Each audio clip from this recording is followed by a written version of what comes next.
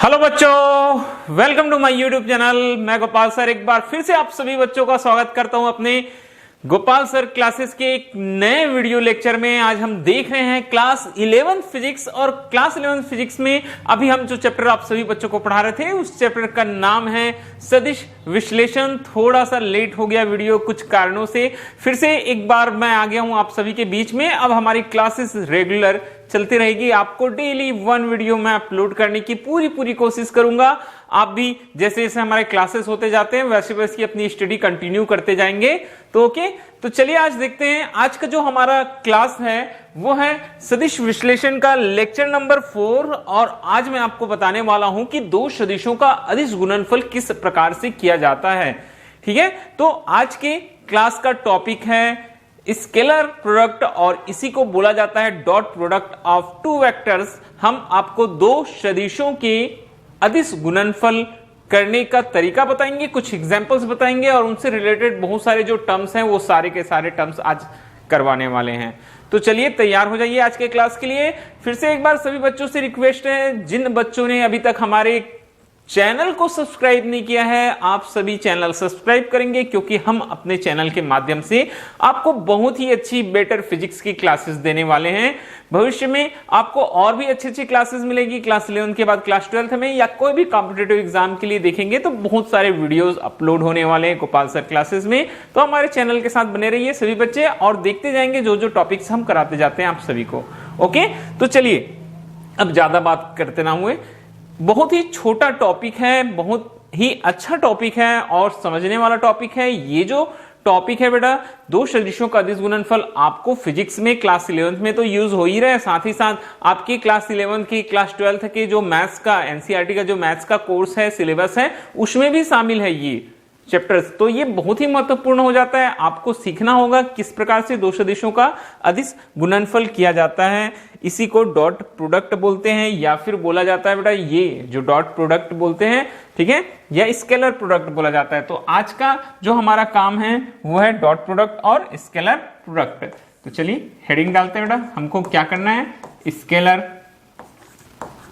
Product और dot product of vectors, या बोल सकते हैं टू वेक्टर्स। ओके, चीज वही है, ये काम हमको करना है बेटा, हमको निकालना है स्केलर प्रोडक्ट और dot product of two vectors. ये हमको आज की क्लास में देखना है। तो देखिए कैसे करते हैं। इसके लिए हमको लेना पड़ेगा बेटा दो वेक्टर लेना पड़ेगा, और उन दोनों का हम प्रोडक्ट कर रहे हैं। कौन सा प्रोडक्ट कर रहे हैं, डॉट प्रोडक्ट कर रहे हैं, तो उनके बीच में हम लगाएंगे डॉट। मैं दो वेक्टर्स ले लेता हूं, एक वेक्टर लेता हूं बेटा वेक्टर ए, फिर डॉट लगाएंगे, दूसरा वेक्टर लेते हैं हम वेक्टर बी। तो डॉट प्रोडक्ट को इस तरह लिखा जाता है, vector A dot vector B. कैसे डिनोट करेंगे बेटा, vector A dot vector B से डिनोट करेंगे। तो बोलते हैं कि दो सदिशों का जो अदिश गुणनफल होता है वो उन दोनों सदिशों के परिमाणों, ठीक है, जो उसका मैग्नीट्यूड रहेगा, परिमाणों के गुणनफल और उनके बीच के कोण के, किसके, कोज्या के गुणनफल के बराबर होता है। तो सबसे पहले इन दोनों सदिशों का परिमाण या मैग्नीट्यूड, ए का परिमाण या magnitude mod of vector A, B का परिमाण या magnitude mod of vector B, और इन दोनों के बीच का कोण मान के चलेंगे। बीच का कोण कितना है, थीटा है। बीच का कोण कितना है बेटा, थीटा है। तो इनके बीच का जो कोण हो जाएगा बेटा वो कॉस थीटा हो जाएगा। इनके बीच का कोण कितना हो जाएगा, कॉस थीटा। तो ये होता है दो सदिशों का अदिश गुणनफल। देख लीजिए, vector A dot vector B is equal to होता है बेटा mod of vector A mod of vector B cos theta. कैसे बोलेंगे, अगर आपको कहीं लिखना पड़ जाए कि दो सदिशों का अदिश गुणनफल क्या होता है, तो आप क्या लिखेंगे, दो सदिशों का अदिश गुणनफल उन दोनों सदिशों के परिमाणों के गुणनफल, दोनों का परिमाण mod of A mod of B. हमने आपको बताया कि सदिश का मापांक जो होता है वो सदिश के परिमाण के बराबर होता है। तो मॉड ऑफ ए जो है वो सदिश ए का मापांक है, वो सदिश ए के किसके परिमाण की क्या हो जाएगा, बराबर हो जाएगा। और साथ ही साथ मॉड ऑफ वेक्टर बी जो है वो सदिश b का मापांक है वो सदिश b के परिमाण के बराबर हो जाएगा। इसलिए बोला जाता है कि किन्हीं दो सदिशों का अदिश गुणनफल उन दोनों सदिशों के मापांकों के या उनके परिमाणों के गुणनफल और उनके बीच के कोण के कोज्या, बीच का कोण थीटा मानेंगे तो कोज्या कॉस थीटा हो जाएगा कि गुणनफल के क्या होता है, बराबर होता है। तो vector a dot b is equal to mod of vector a mod of vector b cos theta, ये फार्मूला होता है दो सदिशों का अदिश गुणनफल। और हम इसी को इस तरह से भी लिख सकते हैं। कैसे लिखेंगे हम लिख सकते हैं बेटा vector a dot vector b is equal to mod of vector a, सदिश का मापांक सदिश का परिमाण के बराबर होता है, तो हम इसको a लिख सकते हैं, इसको b लिख सकते हैं कॉस थीटा। ठीक है, कभी भी कोई पूछे आपको तो यहां रीजन दे सकते हैं आप कि सदिश का मापांक जो होता है सदिश के परिमाण के क्या होता है, इक्वल होता है। इसीलिए हमने मॉड ऑफ वेक्टर a को a बना लिया, मॉड ऑफ वेक्टर b को क्या बना लिया बेटा, b बना लिया। ओके, ये रीजन होता है। तो ये होता है दो सदिशों के अदिश गुणनफल के लिए फार्मूला। अब देखो कुछ बहुत ही महत्वपूर्ण चीज बता रहा हूं। कई बार प्रश्नों में आपको बोलेगा कि दोनों सदिशों के बीच का कोण निकालिए या कोज्या निकालो। जब किसी प्रश्न में दो सदिशों के बीच का कोज्या निकालने बोलेगा तो यहीं से आपका कोज्या के लिए फार्मूला बनेगा बेटा, नोट करके रखते जाएंगे। बहुत ही इंपॉर्टेंट चीजें मैं बताने वाला हूं, ये आप नोट कर लेंगे बेटा। सबसे फर्स्ट चीज, अगर आपको कौन बोलता है मतलब cos थीटा निकालना है तो देखो ए बी इधर पक्षांतर कर देंगे बेटा, तो क्या हो जाएगा vector a dot vector b upon mod of vector a mod of vector b, ये हमारे पास मान आ जाएगा। किसका मान आ जाएगा जी, cos थीटा का मान आ जाएगा। ठीक है, vector a dot b is equal to mod of vector a mod of vector b। Okay, ये हमारे पास cos थीटा आ जाएगा। और साथ ही साथ यहां एक और बहुत ही महत्वपूर्ण क्वेश्चन पूछा जाता है, बोलते हैं यदि दो सदिश कौन से दो सदिश, वेक्टर a और वेक्टर b कैसे हो, बोलता है बेटा परस्पर लंबवत हो। तो अगर दोनों सदिश परस्पर लंबवत होंगे मतलब ये हुआ वेक्टर a जो है वो परपेंडिकुलर होगा किसके, वेक्टर b के। तो याद रखिएगा दोनों सदिशों का अदिश गुणनफल मतलब vector a dot vector b की वैल्यू जो होती है वो होती है 0। Vector a dot vector b की वैल्यू क्या होती है बेटा, 0 होती है। तो ये कुछ फैक्ट्स हैं जो आपको याद करना है, आप नोट डाउन करके रखेंगे।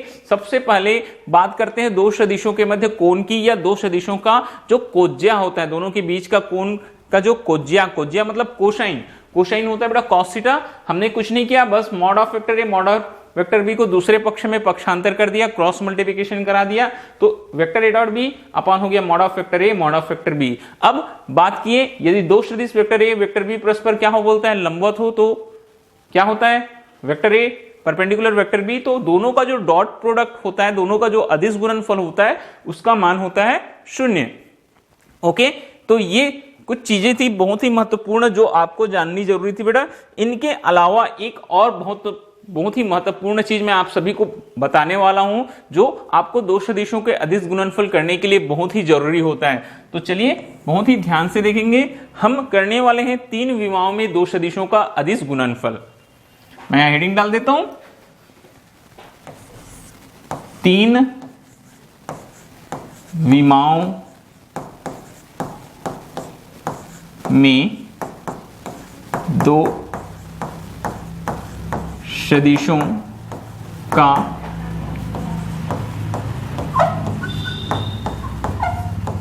अदिश गुणनफल। ठीक है, 3 विमाओं में हम दो सदिशों का आपको अदिश गुणनफल करके दिखाएंगे कि किस प्रकार से 3 विमाओं में दो सदिशों का अदिश गुणनफल होता है। ओके, तो देखिए सबसे पहले मैं यहाँ 3 विमा बना लेता हूं। उसके लिए मुझे 3 एक्सिस की जरूरत पड़ेगी बेटा। 3 एक्सिस जो एक दूसरे के कैसे होंगे, परपेंडिकुलर होंगे। यहां मैं चलिए मैं 3 एक्सिस बनाता हूं। ठीक है, सबसे फर्स्ट एक्सिस ये x, ये y और इधर z।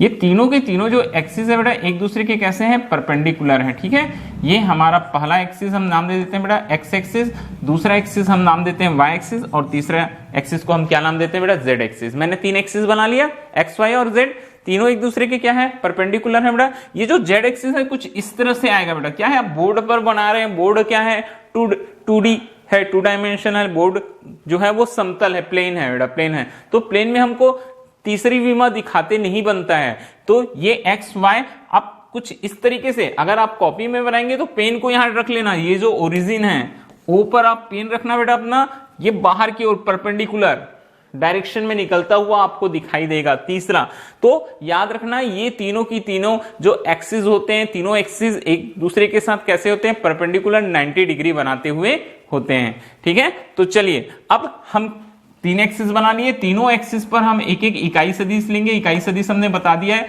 ऐसा सदिश जिसका परिमाण कितना होता है, 1 होता है। इकाई सदिश का काम क्या होता है बेटा, वो दिशा बतलाने का काम करता है। क्या बताता है, वो दिशा बतलाता है। तो ये वेक्टर आई कैप एक्स अक्ष की दिशा में, वाई अक्ष की दिशा में एक सदिश ले लिए जे कैप, और जेड अक्ष की दिशा में एक और सदिश ले लेते हैं के कैप। इकाई सदिश जिसका परिमाण मैग्नीट्यूड कितना होता है, 1 होता है। एक्स एक्सिस में आई कैप लिए, वाई एक्सिस में जे कैप लिए, जेड एक्सिस में क्या ले लिया हमने, के कैप ले लिया। ओके, अब हम यहां 2 सदिशों का अदिश गुणनफल करवाने वाले हैं। तो सबसे पहली जो चीज है बेटा जो आपको याद रखनी है कि 2 सदिशों के अदिश गुणनफल के लिए फॉर्मूला क्या होता है, अभी हमने बताया vector A dot vector B is equal to होता है mod of vector A mod of vector B cos theta, मैंने बता दिया है आपको। तो ये फॉर्मूला आपको याद रखना है। ठीक है, vector A dot vector B is equal to होता है mod of vector A mod of vector B cos theta. अब देखिए मैं कैसे यहां सदिशों का गुणनफल कराता हूं। सबसे पहले मैं आई और जे का गुना करूंगा बेटा, I cap dot J cap.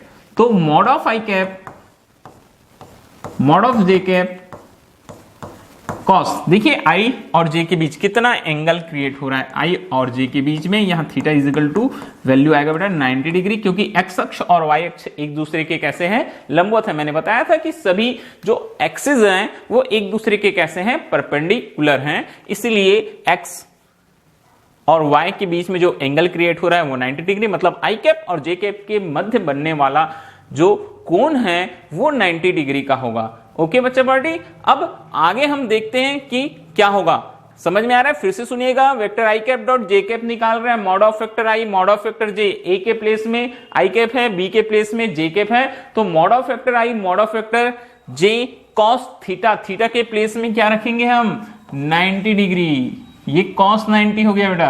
अब वैल्यूज देखते जाएंगे, आई कैप ये कैसा है, इकाई सदिश है, इकाई सदिश मतलब इसका मान कितना हो जाएगा, 1। जे कैप इकाई सदिश है, मान कितना हो जाएगा, 1, कॉस 90 होता है बेटा 0, तो ये जो गुणनफल आया वो है हमारे पास में 0। आई कैप डॉट जे कैप कितना आता है, 0 आता है। अब बहुत ही महत्वपूर्ण चीज मैं लिखने वाला हूं, ठीक है, जैसे आई कैप डॉट जे कैप क्या होता है बेटा, 0 होता है, उसी प्रकार अगर हम जे और के का, किसका, जे और के का, ठीक है, उसी प्रकार अगर हम जे और के को, ठीक है, ध्यान से देखते जाएंगे, जैसे हमने आई और जे को निकाला बेटा, वैसे ही अगर हम जे और के को निकालें तो जे और के के बीच में भी एंगल कितना क्रिएट हो रहा है, 90 डिग्री, और के और आई के बीच में भी कितना हो रहा है, 90 डिग्री। रीजन मैंने बता दिए, तीनों एक्सिस एक दूसरे के कैसे हैं, एक दूसरे के साथ परपेंडिकुलर हैं। तो हम यहां लिख सकते हैं जैसे आई और जे का जो डॉट है वो 0 होता है, वैसे ही उसी प्रकार से जे डॉट के, ठीक है, बराबर के dot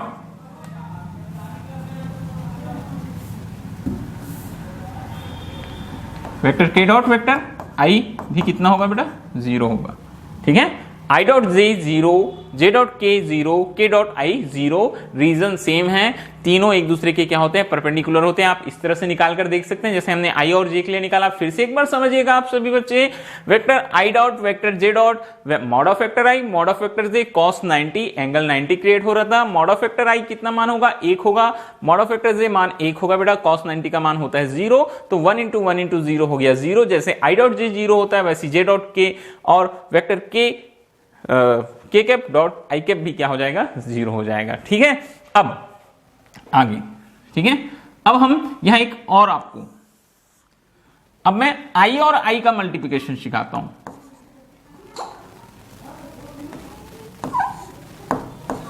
I cap dot I cap, ठीक है, आई कैप डॉट क्या करेंगे बेटा, आई कैप। अब देखो दो यहां भी आई कैप है, साथ ही साथ एक और आई कैप ले रहे हैं बेटा, दो इकाई सदिश एक ही दिशा में है। अब आपको हमेशा याद रखना है जब भी कोई दो सदिश कैसे होते हैं बेटा, एक ही दिशा में होते हैं तो उनके बीच में कितना डिग्री का कोण बनता है, 0 डिग्री का कोण बनता है। और जब विपरीत दिशा में होते हैं तो उनके मध्य 180 डिग्री का कोण बनता है। तो ये दोनों आई कैप एक ही दिशा में है तो कितना कोण बनेगा, 0 डिग्री।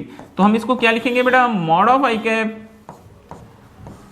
कैप कॉस 0, क्या लिखेंगे, कॉस 0। अब यहां से आप देखेंगे तो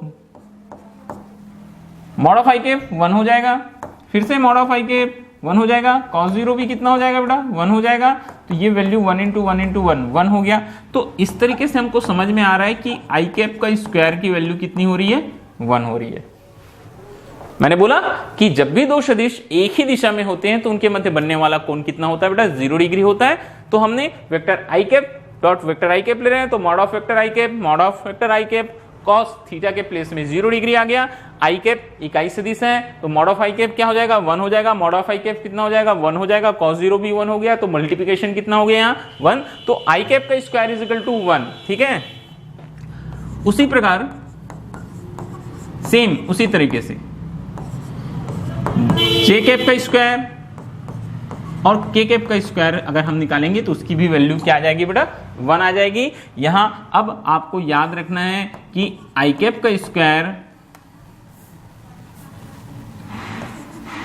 बराबर जे कैप का स्क्वायर बराबर के कैप का स्क्वायर वैल्यू होती है 1। ये आपको बहुत ही मदद करेगा कहां, दो सदिशों के अदिश गुणनफल में। तो अब तक मैंने जितनी चीजें बता दी बोर्ड में आप बहुत ध्यान से देख लीजिए। अगर आपको दो सदिशों का अदिश गुणनफल करना है तो इतनी चीजें आपको जाननी जरूरी है। अभी मैं कुछ एग्जाम्पल लेके आप सभी बच्चों को बताऊंगा, मगर ये सारी की सारी चीजें अगर आपको पता है तो आप आसानी से दो सदिशों का अदिश गुणनफल कर सकते हैं। फिर से एक बार देखिएगा, मैंने बताया बेटा कि दो सदिशों का अदिश गुणनफल उन दोनों सदिशों के परिमाणों के गुणनफल और उनके बीच के कोण के क्या, कोज्या के गुणनफल के बराबर होता है। तो दो सदिश हमने वेक्टर ए और वेक्टर बी लिया, mod of vector A into mod of vector B into cos theta, जहां थीटा क्या चीज है, ए और बी के बीच का बना हुआ कोण होता है। कुछ देखो, अगर डायग्राम के बारे में अगर सोच रहे होंगे सर ने डायग्राम नहीं बनाया है, तो डायग्राम कुछ इस तरह से बनता है बेटा। ये ओ, इधर हम क्या ले लेंगे, वेक्टर ए, और ये ले लेंगे बेटा वेक्टर बी, ठीक है। ओ ये वेक्टर ए और वेक्टर बी, और इन दोनों के बीच में बना हुआ कोण हो जाता है बेटा थीटा।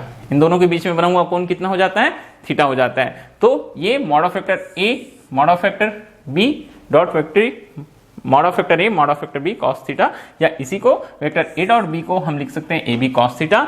आपको कॉस थीटा किसी किसी प्रश्न में निकालने मिलेगा, तो cos theta is equal to vector A dot B upon mod of vector A mod of vector B, formula लगा लेंगे। और बोलेगा कहीं कहीं यदि दो सदिश वेक्टर ए और बी परस्पर लंबवत हैं, तो याद रखिएगा लंबवत होने के लिए यहां हमारे पास में एक क्या है बेटा, एक नियम है बोल सकते हैं, या फिर आप बोल सकते हैं बेटा एक हमारे पास में यहां, ठीक है, एक क्या है, एक फार्मूला है, vector A dot B is equal to कितना होता है, 0 होता है। हमेशा याद रखना, यदि दो सदिश परस्पर लंबवत हैं तो उनका अदिश गुणनफल 0 होता है। अब मैंने बताया तीन विमाओं में दो सदिशों का अदिश गुणनफल किस प्रकार से किया जाता है। तो तीन विमा मैंने एक एक्स एक्सिस की ओर लिया, एक वाई और एक जेड एक्स में, तीनों में एक एक इकाई सदिश लिया, आई कैप जे कैप और के कैप, और मैंने आपको गुना करके दिखाया बेटा कि आई कैप डॉट जे कैप का गुना करने से वैल्यू 0 आती है, तो जे कैप के कैप और के कैप आई कैप का डॉट प्रोडक्ट भी कितना होगा, 0 होगा। और उसी प्रकार अगर हम आई और आई को मल्टीप्लाई करते हैं, आई डॉट आई करते हैं, आई कैप डॉट आई कैप, तो वैल्यू 1 आती है। तो जे कैप डॉट जे कैप और के कैप डॉट के कैप वैल्यू भी 1 आएगी। इस तरह से आई कैप का स्क्वायर, जे कैप का स्क्वायर, के कैप का स्क्वायर वैल्यू कितनी आ गई,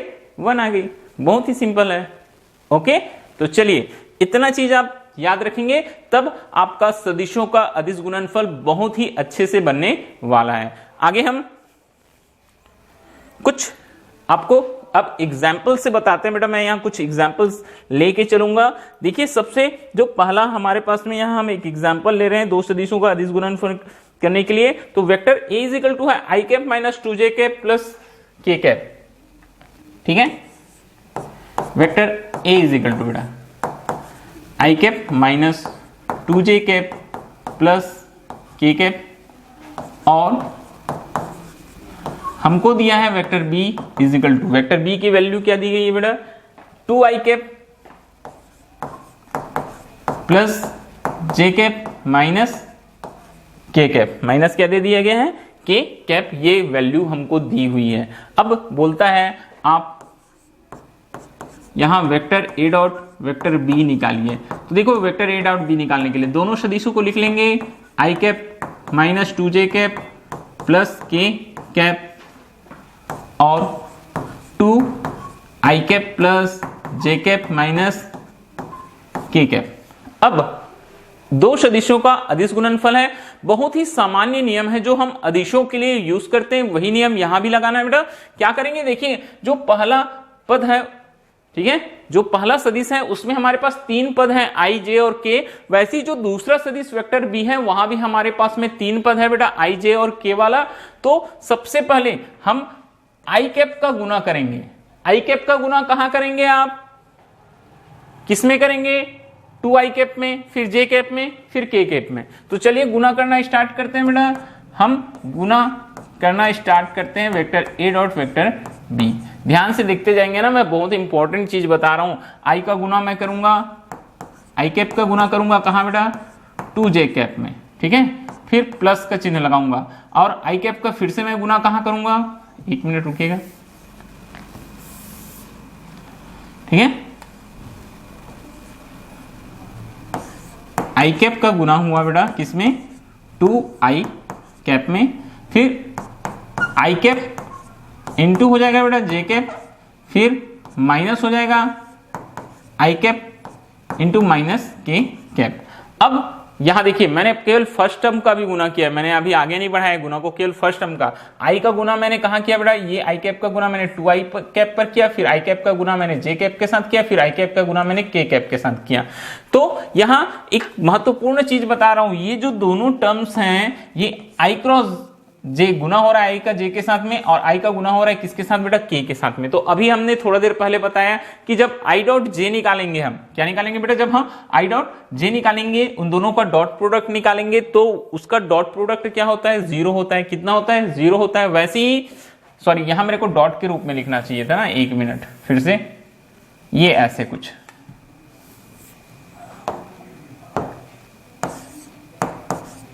i cap dot 2i cap, ठीक है, फिर प्लस ये हो जाएगा बेटा i cap dot j cap, फिर हो जाएगा minus i cap dot k cap. ये i का गुना पहले 2i पर, फिर j पर, फिर k पर। ये हमारा जो एक्चुअल स्टेप है ऐसा होना चाहिए बोलता है। मगर यहां हमको एक बहुत ही महत्वपूर्ण बात देखने के लिए मिलती है। क्या महत्वपूर्ण, कि i डॉट j और i dot k, i dot j और i डॉट k हमने अभी भी देखा 0 होता है। वैसे ही जब हमने इसके बाद वाले स्टेप में गुना करेंगे, j का गुना j में करेंगे, सॉरी j का गुना i में करेंगे और j में करेंगे, फिर k में करेंगे, तो i और k में गुना करने का तो कोई अर्थ ही नहीं है, क्योंकि गुना क्या हो जाएगा, 0 हो जाएगा। बात समझ में आ रही है आपको? इसीलिए बोलते हैं जब आप दो सदिशों का अदिश गुणनफल करो तो सीधे सीधे गुना करो। सीधे सीधे गुना का मतलब क्या है बेटा, आप i का गुना i में करो, j का गुना j में करो, k का गुना किस में करो, k में करो, ठीक है। क्योंकि अगर हम i का प्रोडक्ट j के साथ या k के साथ निकालेंगे तो अभी हमने जो समझाया उसके हिसाब से उसकी वैल्यू कितनी हो जाएगी बेटा, 0 ही हो जाएगी, क्योंकि i और j का जो डॉट प्रोडक्ट होता है वो 0 होता है। वैसे ही i और k का डॉट प्रोडक्ट भी क्या होता है, 0 होता है। तो 0 होता है तो हमको वहां जबरदस्ती गुना करने का कोई मतलब नहीं है। इसलिए क्या बोलता है, i का मल्टीप्लिकेशन i में करो, तो i कैप और 2i कैप मल्टीप्लाई करेंगे तो हमारे पास में जो यहाँ आंसर है बेटा वो कुछ ऐसा आ जाएगा बेटा, 2i कैप का स्क्वायर और i कैप का मल्टीप्लाई, फिर सॉरी हो गया ये, j कैप में करते 0 आ जाता है, k कैप में करते 0 आ जाता है, लिखने की जरूरत नहीं है। फिर 2j का गुना अगर हम i में करेंगे 0 आ जाएगा, तो j का j में करेंगे तो 2j कैप स्क्वायर। चिन्हों का ध्यान देंगे ना कैसे मल्टीप्लाई होता है, माइनस प्लस है तो माइनस साइन आया, अब ये प्लस माइनस है k तो साइन माइनस आएगा बेटा, k कैप का स्क्वायर, ये ऐसे, ठीक है।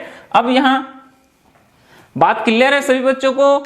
हमेशा दो सदिश दिखाई देंगे तो i का मल्टीप्लाई i में करेंगे, j का j में करेंगे, k का k में करेंगे डॉट प्रोडक्ट के समय पर।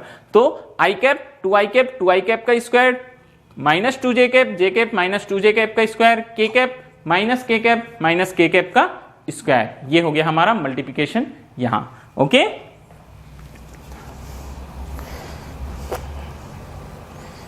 चलिए आगे बेटा।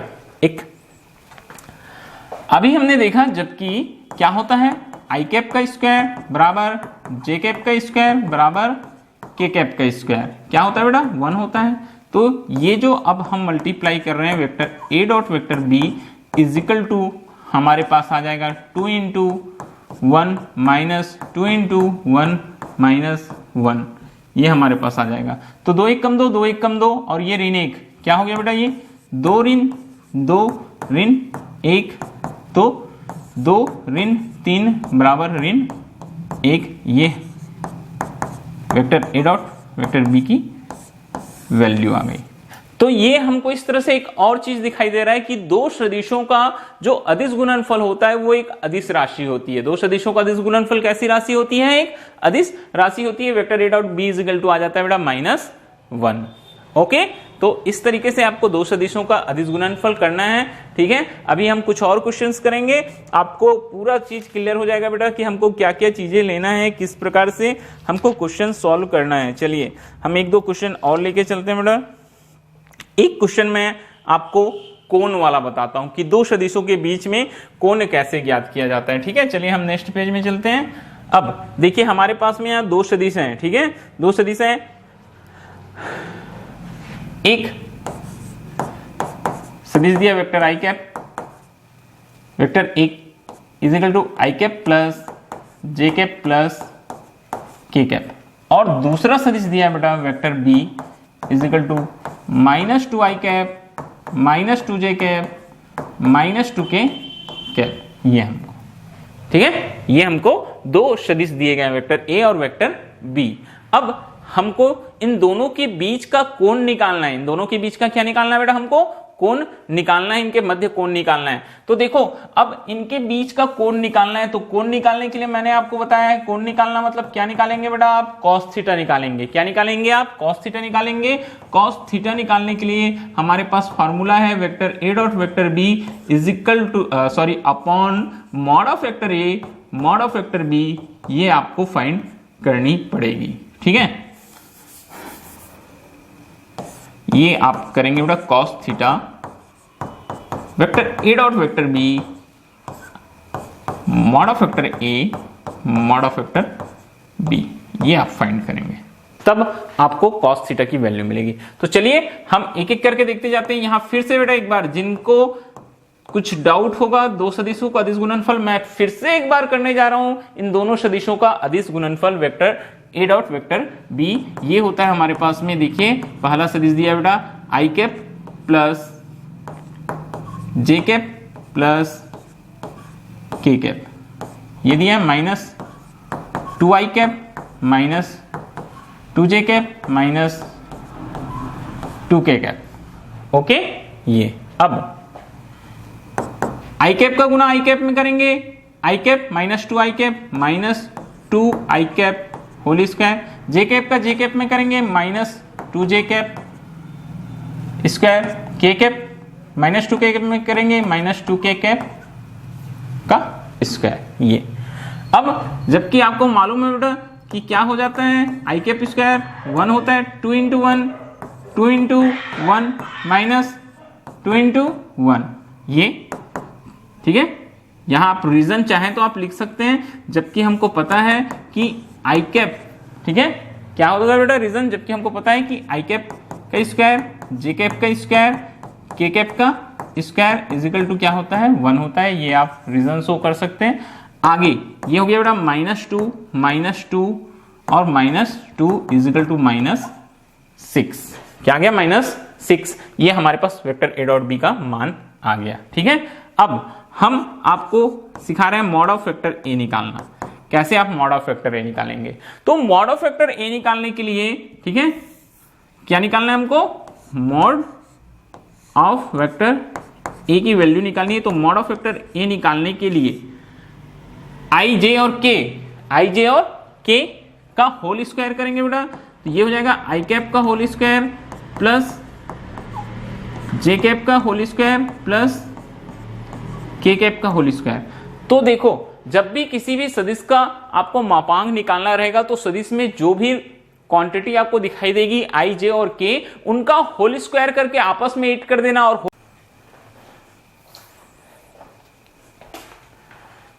और होल स्क्वायर किस प्रकार से करना है बेटा, उसका होल स्क्वायर आपको इस तरह से करना है कि चिन्ह को साथ में लेकर, जैसे यहां तो कोई बात नहीं हुई, तीनों का तीनों पॉजिटिव था तो तीनों के तीनों को हमने प्लस को लिखते नहीं है तो हमने ऐसे ले लिया आई कैप जे कैप के स्क्वायर। आगे देखेंगे आप, और तो ये कितना हो जाएगा बेटा, अंडर रूट आई कैप का स्क्वायर मतलब 1 होता है, जे कैप का स्क्वायर मतलब 1 होता है, के कैप का मतलब 1 होता है, तो ये वैल्यू अंडर रूट आ जाती है बेटा 3।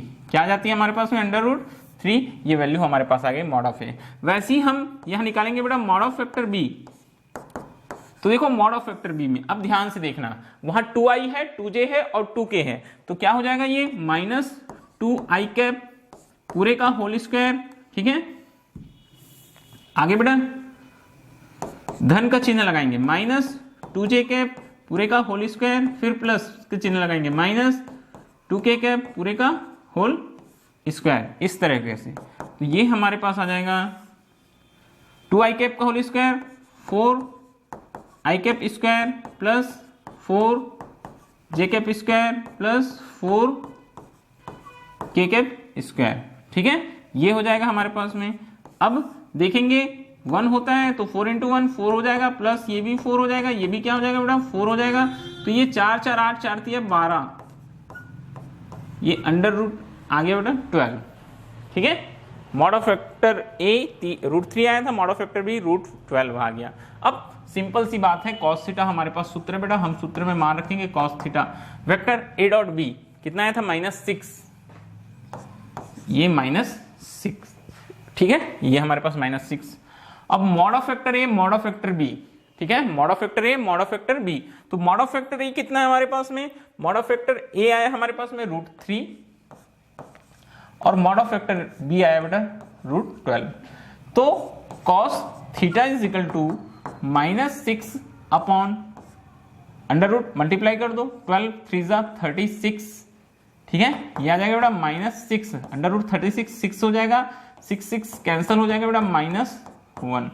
तो कॉस थीटा की जो वैल्यू है वो आ रही है -1, और कॉस थीटा की वैल्यू -1 कब होती है, अगर आपको फिजिक्स पढ़ना है तो मैंने शुरू से, जब से वीडियो मैं अपलोड कर रहा हूं यूट्यूब पर, जिन बच्चों का मैंने शुरू से क्लास लिया हुआ है सबको बोलता हूं फिजिक्स के लिए सबसे महत्वपूर्ण चीज होती है मैथ्स, और मैथ्स का एक बहुत ही इंपॉर्टेंट पार्ट है ट्रिग्नोमेट्री। मैंने शुरू में सभी बच्चों को ट्रिग्नोमेट्री पढ़ाया था, आप ध्यान से ट्रिग्नोमेट्री के सारे वीडियोस मैं फिर से एक बार अपलोड करने वाला हूं, वहां से आप देख सकते हैं, या अपलोड हो चुके होंगे, आप जाके ट्रिग्नोमेट्री की वीडियोस देख लें क्या होता है, तो आपको समझ में आ जाएगा। कॉस थीटा की वैल्यू -1, कॉस थीटा की वैल्यू क्या रखनी बेटा -1 कब होती है, जब कॉस थीटा क्या होता है 180 होता है, कॉस 0 + 1 होता है और कॉस 180 -1 होता है। तो यहां मैं रखूंगा cos theta is equal to cos 180 degree, मतलब थीटा की वैल्यू आ गई 180 डिग्री। यही हमको कोण का मान क्या करना था बेटा, याद करना था।